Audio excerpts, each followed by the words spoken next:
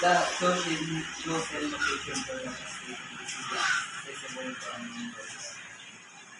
Yes, because this is the national goal.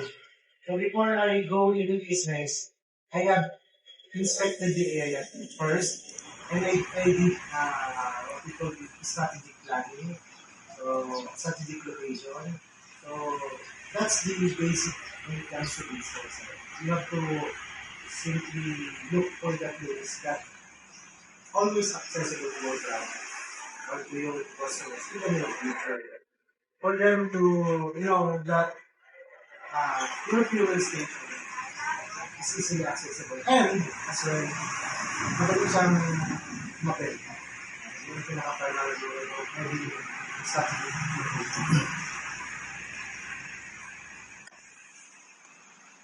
Are, are there any sort of investment or needs required for this?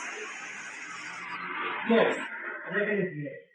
So before you put into business, you have to first uh, approve. Simply that you have approved business permit, location permit, and environmental permit. That's the primary reason why you have to, or if you into business, if you start to presidency. First, you secure DNRs on the laws, uh, uh, CNC, Certificate of Compliance, and from the DPD, Department of Energy. And the rest is local laws. This is the business permit, foreign ordinance, and so on. How many pumps and fuel types, regular pin diesel with the state?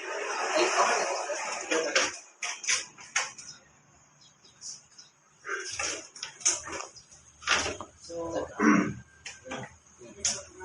I have here one only, I1, and then this coming month, other funds will be delivered for the diesel. It is all intended for diesel. This one is intended only solely for diesel. So I did not stay there as a distributor of this pump, fuel pump. I did not cater the all-in-one. You need to say it as diesel, ingredient, tapos yung isa, 3-in-1 pump because somehow or something, it is and the vision of the pump, the machine, will somebody tell so it will mix. Does the site have adequate space for management convenience for borrowers or the services?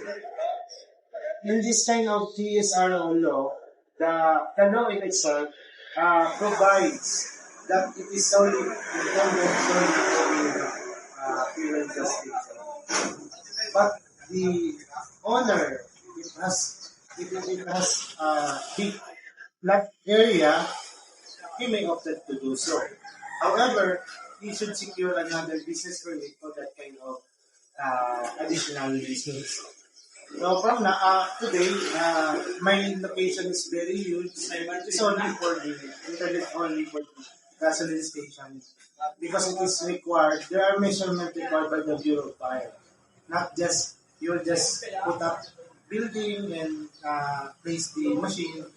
No, it's not like that.